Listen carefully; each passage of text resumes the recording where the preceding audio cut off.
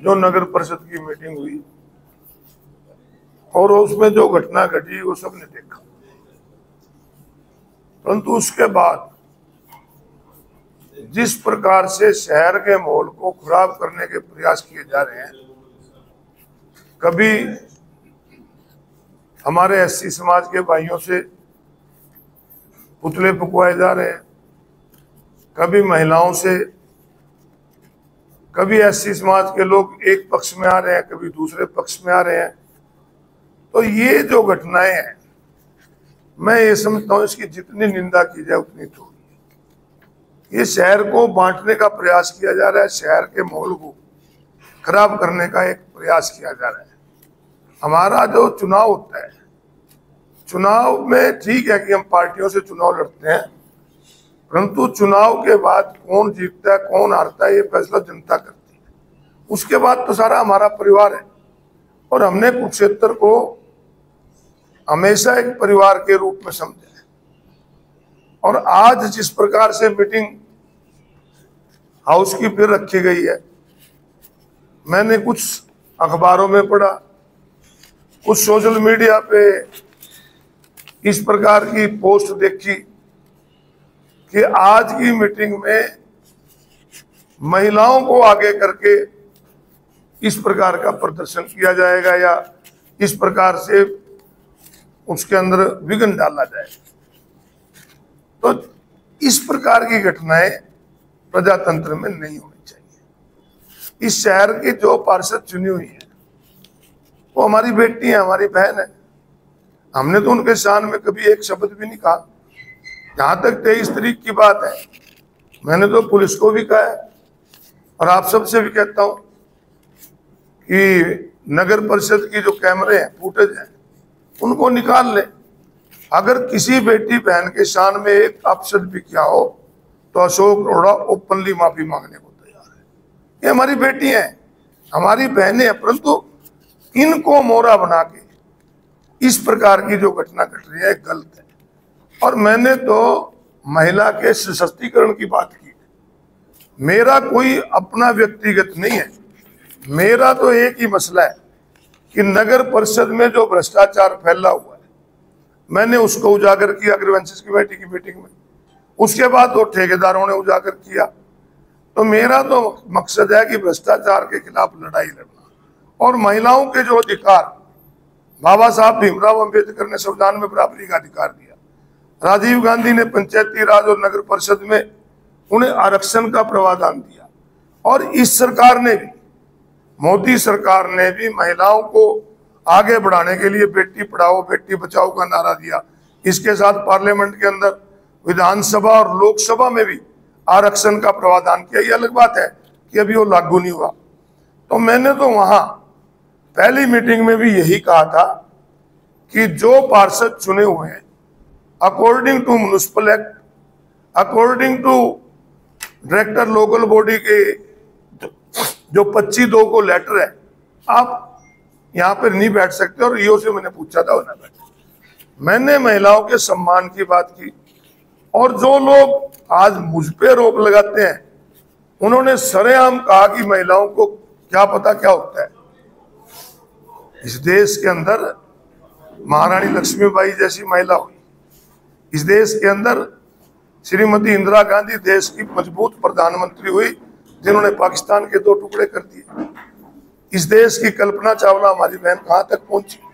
इस देश की अभी ताजा कर्नल सोफिया ने किस प्रकार पाकिस्तान के अंदर जाकर सेना को लीड करते हुए आतंकवादियों के ठिकानों को नष्ट किया। आज देश की हमारी जो वित्त मंत्री है, जो ये कहते हैं कि हमने विश्व की चौथी ताकत बना दी अर्थव्यवस्था में, आज वो भी महिला है। इस प्रकार महिलाओं का अपमान ये लोग करते हैं, हम नहीं। हम तो महिलाओं के मजबूती की बात करते हैं और भ्रष्टाचार के खिलाफ हमारी लड़ाई जारी है। और अब क्योंकि बरसात का सीजन शुरू होने वाला है, नालों की सफाई की बात आती है। मुझे एक बात की बहुत हैरानी है, मैं आज नगर परिषद में इनसे पूछूंगा कि हमारा जो टेंडर निकाले जाते हैं सफाई के, उसमें लिखा हुआ है कि नालों की सफाई और रिपेयर रिपेयर शब्द इसलिए डाल दिया जाता है ताकि जस्टिफाई कर सके कि इतने करोड़ का। अब 3 करोड़ के लगभग सफाई के टेंडर हैं, जबकि जो मुझे पता है कि लगभग 400 के करीब सफाई कर्मचारी नगर परिषद में है, और अगर तुमने ज्यादा जल्दी सफाई करानी है 100 सफाई कर्मचारी और 1 महीने के लिए रख लो, किस लिए 3 करोड़ दे रहे हो? और अगर हमारा जो म्युनिसिपल कमेटी का जो हमारा इंजीनियरिंग विंग है, जिसमें एक एक्शन है, 2 ME है, SDO है, JE है, अगर वो रिपेयर भी नहीं करवा सकता तो फिर वो इतने बड़ा अमला किस लिए वहां पे बैठाया हुआ है? सिर्फ पैसे खाने के लिए टेंडर निकालते हैं। आज हाउस के अंदर भी कहूंगा और आपसे भी कहता हूं कि नगर परिषद स्वयं अपने कर्मचारियों से इस प्रकार की व्यवस्था कराए ताकि लोगों का पैसा है, जो चुने हुए नगर परिषद है ये तो लोगों के कस्टोडियन है, पैसा लोगों का है, इनको रक्षा के लिए भेजा है, इनको भ्रष्टाचार खत्म करने के लिए भेजा है। और अगर इनको तकलीफ 100 करोड़ से है तो मेरे साथ तो वही सीधी लड़ाई करी लड़ ले। मैं इनसे मैं कहता हूं मेरा मकसद भ्रष्टाचार के खिलाफ लड़ाई है। और अगर ये पार्षद ये कह दें कि आप ना हो, हम प्रस्ताव पास करते हैं कि 10 साल में जितने भ्रष्टाचार हुए हैं सबकी इंक्वायरी हाईकोर्ट के सीटिंग जज से कराएंगे, मैं तो मीटिंग में जाऊंगा भी नहीं। मेरा तो एक लोगों के लिए लड़ाई है, और मेरी वजह से अगर किसी को फिर भी तकलीफ है तो मेरी तो माता बहन है, उनसे जाके माफी मांग लूंगा तुम्हारे से कोई दिक्कत हो। मेरी लड़ाई उनसे नहीं है, मेरी लड़ाई भ्रष्टाचार के खिलाफ है। मेरी लड़ाई महिला सशक्तिकरण को मजबूत करने की लड़ाई है, और उसके लिए मैं लड़ता रहूंगा। और आज भी मैंने पिछली मीटिंग में भी और इस मीटिंग से पहले भी ये स्वयं जिला के उपायुक्त और जिला के सुप्रिंटेंडेंट पुलिस को मेल करके कहा है कि इसमें व्यापक सुरक्षा की जाए, केवल वही लोग जाएं जो ऑथराइज है। और ईओ को भी इसमें ये लिखा है मैंने कि ईओ को भी ये कहा जाए कि प्रॉपर प्रोसीडिंग की रिकॉर्डिंग हो, प्रॉपर कैमरे जो है वहां पर सीसी कैमरे लगे हो, ताकि शहर के लोगों को पता तो लगे कि जो चुन के तुमने भेजे हैं वहां क्या कर रहे हैं, किस प्रकार की घटनाएं घट रही हैं। तो मेरा मकसद आज ये है कि जो आज ये महिलाओं को करके इस प्रकार का माहौल खराब करना चाहते हैं, मैं उन माता बहनों से, हमारी बेटियां भी हैं, कहूंगा कि आपको लोगों को शहर के विकास के लिए चुना है। आप सारे पक्ष और विपक्ष के पार्षद मिलकर शहर के विकास के लिए और भ्रष्टाचार को खत्म करने के लिए लड़ाई लड़ें। पुलिस प्रशासन का भी सहयोग लिया गया, तो ऐसे नहीं, मैंने तो खुद मेल करके डीसी और एसपी से कहा है कि सुरक्षा का पूरा इंतजाम हो, प्रॉपर जो प्रोसीडिंग है उसकी रिकॉर्डिंग हो। अंदेशा जा सकते आपकी दिक्कत हो सकती है, अंदेशा इस बात का? मुझे तो नहीं लगता कि कोई दिक्कत हो, जो प्रॉपर पार्षद जाएंगे क्या दिक्कत है? किसी को मेरे से दिक्कत होगी तो मैं तो कहा कि मैं अपनी दिक्कत को वहां जो जिसको दिक्कत हो, जिसके कारण बारिश से बचाव होता है। इन्होंने पिछली बार भी चितांग नाले का आपने जिक्र किया, पिछली बार भी 1,80,00,000 का उसका टेंडर करा था, जो उसकी सफाई नहीं हुई। और इस शहर के अंदर के बहुत नाले ऐसे हैं जिनका हर साल टेंडर होता है और 5-5 साल तक सफाई नहीं हुई। तो मेरी तो मांग है कि टेंडर क्यों करते हो जब हमारे पे 400 से ऊपर कुछ के सफाई कर्मचारी हैं। अगर इस नगर परिषद में 100 कर्मचारी हम और डिप्यूट कर लेना 1 महीने के लिए, अगर उनको 1,000 रुपये रोज का भी दे, एक तो उनको रोजगार मिलेगा महीने का, और सारा काम 30 लाख में होगा जो ये 3 करोड़ के टेंडर कर रहे हैं। और पैसा खाने के लिए जस्टिफाई कर देते हैं रिपेयर। अगर हमारा म्युनिसिपल कमेटी का इंजीनियरिंग भी जो इतना बड़ा है, वो नालों की रिपेयर ही नहीं कर सकता, सड़कों के खड्डे नहीं भर सकता, तो फिर वो किस लिए बिठाया हुआ है? इसको बंद कर देना चाहिए। फिर तो क्यों बोझा इस पे रखा हुआ है?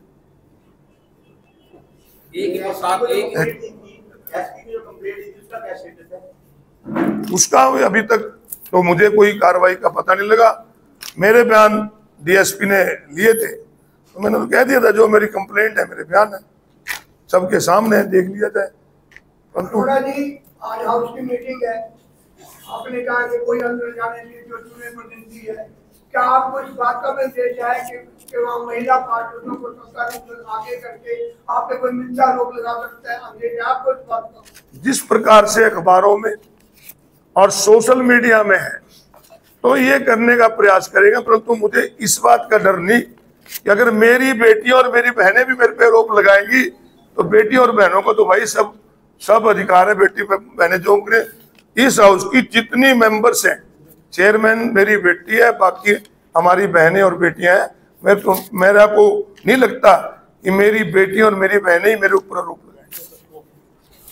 और चेतावनी नाली की जो बात जो थी वो नगर परिषद ने पब्लिक हेल्थ को देने की ऑफर की थी, उससे भी मना कर दिया। ना तो पब्लिक हेल्थ ने कोई नाला साफ किया अब तक, ना नगर परिषद ने अब तक किया। पब्लिक हेल्थ का भी अपना एक सफाई कर्मचारियों का विंग है, वो भी केवल टेंडरों में ठेकेदारों से पैसा खाने के लिए, और नगर परिषद भी टेंडरों में पैसा खाने के लिए अपनी जिम्मेवारी से भाग रहे हैं। तो स्लैब पे तोड़ो, स्लैब पड़ी हुई। मेरे को पहली मीटिंग में कहते हैं कि एमएलए कहते हैं स्लैब तोड़ो, मैंने कहा पब्लिक ही। आज उन दुकानदारों की दुकानों में पानी पड़ जाता है, अगर आप उनकी सफाई करो। हम इस शहर के नुमाइंदे हैं, इस शहर में पहले हर हफ्ते नालों की सफाई होती थी। शनिवार शाम को नालों से गंद निकलता था और सोमवार सुबह उठा लिया जाता था। हर हफ्ते होती थी, और अब 5-5 साल हो गए नहीं होती। अगर 5 साल सफाई नहीं होगी तो नालों के ऊपर स्लैब तो पाएंगे लोग। उस दिन भी जो झगड़ा हुआ था उसमें महिलाएं सारी अलग अलग जाति बिरादरी की थी, लेकिन मामला एससी एक्ट का कोर्ट करने की कोशिश की जा रही है, क्या गलत नहीं? मैंने तो कहा कि मैंने सीसी फुटेज निकाल लें, अगर किसी एससी महिला या दूसरी महिला के खिलाफ भी एक शब्द भी कहा हो तो मुकदमा दर्ज करने की लोड़ ही नहीं थी। मेरे को तो फांसी की सजा दे दें। और बताओ, चौराहे पे खड़े होकर गोली मार दे अगर मैंने किसी के खिलाफ एक शब्द कहा हो। मैं चाहता हूं कि ये भाईचारा ना खराब करें। ये लोगों को समझना चाहिए कि कुछ लोग अपनी राजनीति चमकाने के लिए इनको मोहरा बना रहे हैं। मैं इन भाई बहनों पार्षदों को कहूंगा, अपने बच्चों को, कि तुम मोहरा ना बनो। तुम सरकार के लोगों ने चुने विकास के लिए, तुम शहर का विकास करो। पूरा सहयोग अशोक अरोड़ा का एज विधायक आपके साथ है। और अगर सारे एमसीयू कह देंगे कि हम भ्रष्टाचार के खिलाफ प्रस्ताव पास करते हैं, मैं तो नगर परिषद में जाना छोड़ दूंगा। मेरा क्या काम है? लड़े बेचारे, हमारे पार्षद चुने हुए लड़े। जिला अनुसूचित में मना किया गया था, कोई व्यक्तिगत मैं किसी की बात नहीं करता। मैंने व्यवस्था की बात की थी। मैंने किसी पे व्यक्तिगत नहीं कहा, ना किसी का नाम लिया। मैंने कहा कि इस नगर अपना जिला कष्ट निवारण समिति के अंदर प्रोटोकॉल और संविधान का ध्यान रखना चाहिए, क्योंकि ये देश जो है वो संविधान से चलता है, ना कि भावनाओं से चलता है। संविधान में जो जिसको अधिकार मिला हुआ है उस अधिकार से वो बैठ सकता है। जिसका जो प्रोटोकॉल है उसको वो प्रोटोकॉल निभाना चाहिए। मेरा कोई व्यक्तिगत किसी से द्वेष नहीं, ना मैंने किसी व्यक्तिगत का नाम लिया। नगर परिषद की बैठक में पार्षद महिलाओं के पति अन्य परिजन तो आए, शामिल हुए थे पिछली बैठक में। जो नगर परिषद की मुखिया है, चेयरपर्सन, उसका पति भी अंदर था। इसको आप किस प्रकार से देखते हैं? मैं ये कह रहा हूँ कि ये सारा इस देश के संविधान के खिलाफ है, इस देश के म्युनिसिपल एक्ट के खिलाफ है, इस हरियाणा प्रदेश के अर्बन लोकल डेवलपमेंट डायरेक्टर के जो लेटर है उसके खिलाफ है। चाहे वो महिला पार्षद के पति हैं या फिर नगर परिषद की अध्यक्ष का पति है या कोई और है, किसी का भी वहां जाना हाउस की मीटिंग में वर्जित है। केवल मीडिया के लोग प्रेस कवरेज के लिए जा सकते हैं। वो पार्लियामेंट में भी जाते हैं, विधानसभा में भी जाते हैं। लोकल बॉडी डायरेक्टर की तरफ से ऐसा कोई लेटर नहीं है कि मीडिया अंदर नहीं जाएगा, वो यहाँ के प्रशासन की तरफ से।